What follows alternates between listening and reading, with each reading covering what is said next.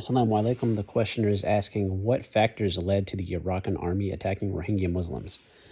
So, as we know, several years ago, the Myanmar military committed a massive massacre on the Rohingya Muslims in the Rakhine province of Myanmar, a Buddhist majority country with a Muslim minority.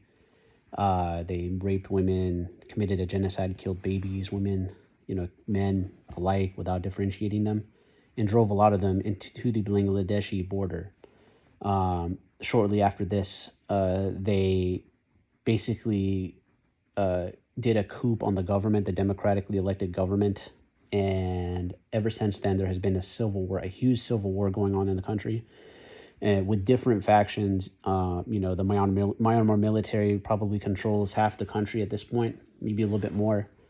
But there's a lot of different factions who have allied with each other, similar to like the Syrian situation. Like these other factions are proponents of democracy and secularism. The Myanmar military wants military rule. And there's a lot of outside countries that are getting involved in this country. Russia, China, the US are backing different factions.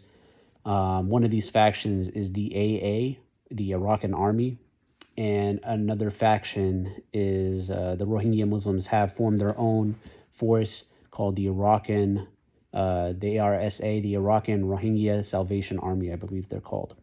And I'm going to send you on this answer, I'm going to put the links to some of the Twitter accounts that you can follow to find out more information about these the ARSA at least, because we're Muslims and we support the ARSA Mujahideen. Mujahideen means warriors of God. In Islam, we're only allowed to fight to establish Islam. We're not allowed to fight for secularism or democracy or anything like that.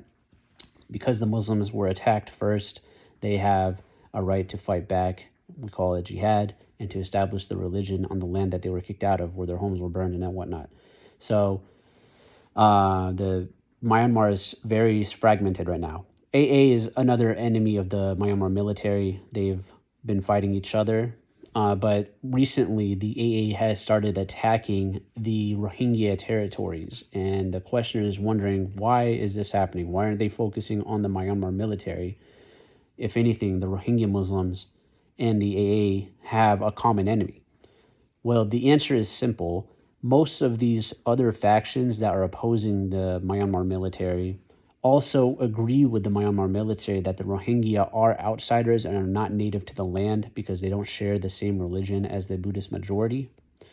If you look at them, they look nothing like the Bangladeshi Muslims. So their claim that they should move back to Bangladesh is the same argument that Indians make against the Kashmiri and the Muslims inside their country. They should move back to Pakistan. The same argument that the Israelis make against the native Palestinians, that they should go to Jordan. It's a common tactic in the book of the Mushrikeen to basically isolate people who don't believe in the same thing they believe. They don't want to worship statues. They don't want to worship a human as a god, whatever.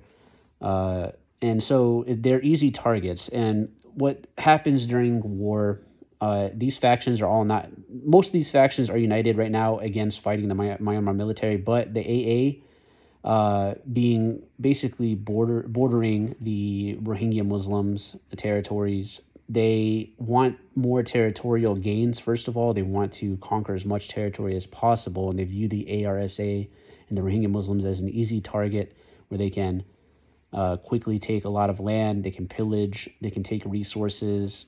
These are all part of it. This is part of war, obviously. Obviously, in Islam, it's haram to commit atrocities that we're seeing the AA do, where they're bombing residential areas on purpose, killing women and children, blatant civilians, all haram in Islam. This is something that the AA is currently doing.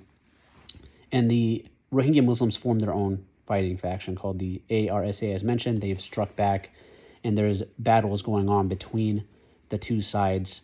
This is very, very early on in the conflict, very early on in the formation and the strengthening of the Rohingya Muslims. May Allah be with them. It has to start out this way before it gets to where we want it to be, right? So the good thing is that the Rohingya Muslims have integrated technology. They used to fight with wooden spears, and now they have weapons like guns, machine guns. They know how to use different types of weapons now that they took from the enemy. So they're obviously they're getting stronger, and we can see that jihad is the only language these people understand. If you just sit there and accept it, you look what happened when the Myanmar military did it. You just lost your homes, your women got raped, children killed, men killed. So if they're not going to differentiate, all those men have to fight and defend their land, right? So anyone who dies doing this is a martyr if they're doing it for Islam to establish Islam in the land, right? This is the ARSA have claimed that they want to establish Islam. They don't want to establish secularism, and this is their right. Once you get attacked, you don't get to dictate how that person lives. And this is the only way they'll get Allah's help, right? So I follow these 3 Twitter accounts I'm going to post on the question here, and you'll be able to keep up with the updates of this war. Make dua for your brothers in Myanmar, and that's pretty much it. Assalamu alaikum.